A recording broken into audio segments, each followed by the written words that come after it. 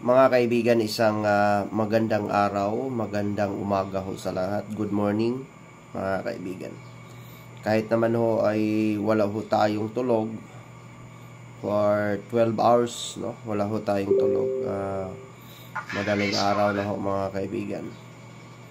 So, maraming salamat po sa ating lahat, mga kaibigan. At tayo po'y manalangin sa Diyos sa araw na ito. Sapagkat ho, tayo pa ho'y ginigising niya.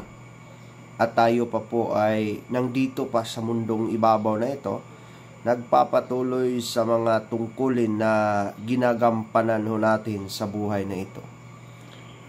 Yan. Ama po namin Diyos, maraming salamat po sa biyayang ito na iyo pong binibigay ho sa amin. Ama po namin Diyos, alam po namin na kami po ay maraming nagawang mga pagkakasala at mga pagkukulang sa iyo, Ama.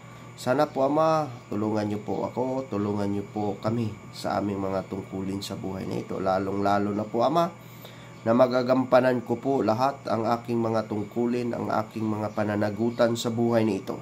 Habang ako po'y nandito pa sa mundong ibabaw na ito, Ama, na ako po ay magpapatupad ng batas sa bayang iyong itinatag, Ama, sa mundong ibabaw na ito.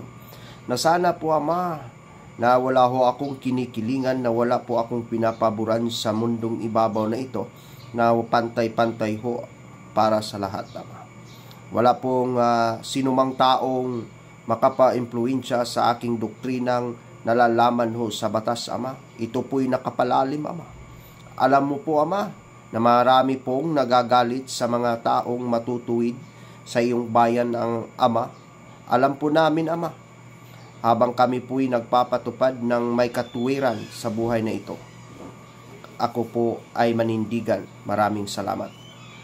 Yan ho, mga kaibigan, ako po'y manindigan sa buhay na ito kung ako po'y magpapatupad ng batas. Wala ho ko akong kinikilala ho dito, mga kaibigan, sapagkat po batas ho ang ipinatutupad natin dito. Kahit sino pa man, ay ito po ay trabaho lamang. Kaya tayong lahat ay magsitalima po sa batas na kung saan ay ako po'y tinatalaga ng Diyos dito sa pamagitan po ng kanyang mga nakikitang pananagutan na ako po ay nandito, mga kaibigan. Because God is perfect, no? When we are praying to God, is not all about to change the mind of God. We could not to change the mind of God, mga kaibigan. Ang sa atin lang ho ay kailangan lang ho natin to make the prayer, kasi kailangan tayo yung comfort ng puso at isipan ho natin. Yan lang po, mga kaibigan, ang para sa akin. Kaya huwag ninyo akong takot-takutin kung ano man po ang inyong estado sa buhay. Marami ho kayong pera, kahit sino man kayo. Ganun na lang ho, mga kaibigan. Ipinagpaubaya ko lahat sa Diyos. Pinag-uubaya ko sa lahat na nalalaman po sa batas. Yan lang ho, mga kaibigan. Kahit sino pa ho kayo, ay trabaho lang po ito.